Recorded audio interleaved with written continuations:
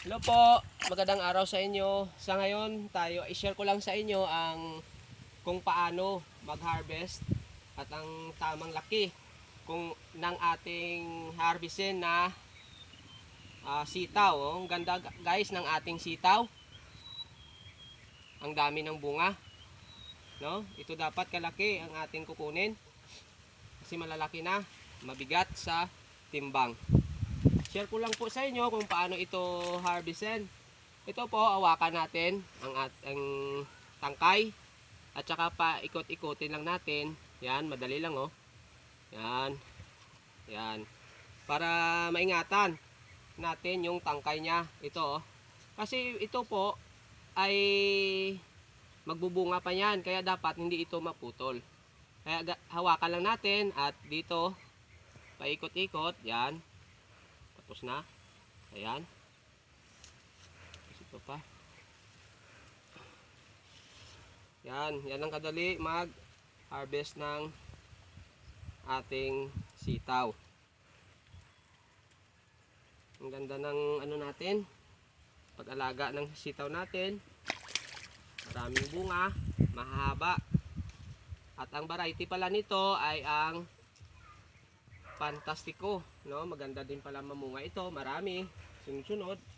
Ayan, sa sunod na after 2 days, no? Ganito, 2 days na naman ay pwede na nating i-harvest.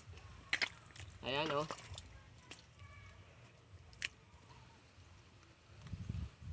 Ang haba ng ano natin, ang gaganda, ang lalaki, no? Pag ganito ka kahaba at kalaki, talagang mabigat sa timbang na ito, no?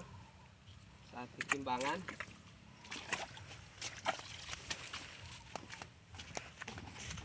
Ito po, nakasabit na lang ang ating mga harvested, no?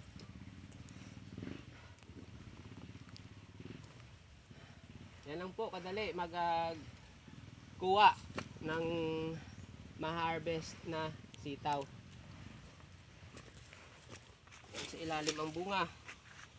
No, ang inaabuno lang natin dito every week ay yung 16-20 lamang. No?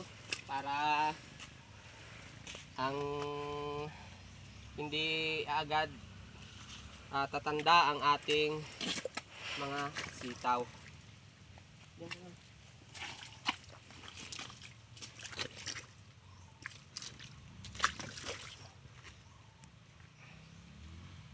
Yan lang po. Salamat po sa inyo. Yan lang po ang ating ngayon.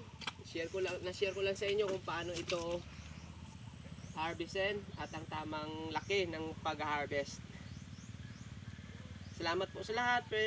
Ang hindi pa naka-subscribe dyan, please subscribe naman sa ating YouTube channel at sa ating Facebook page. Salamat po sa inyo. Ingatan nawa tayo ng ating Panginoon.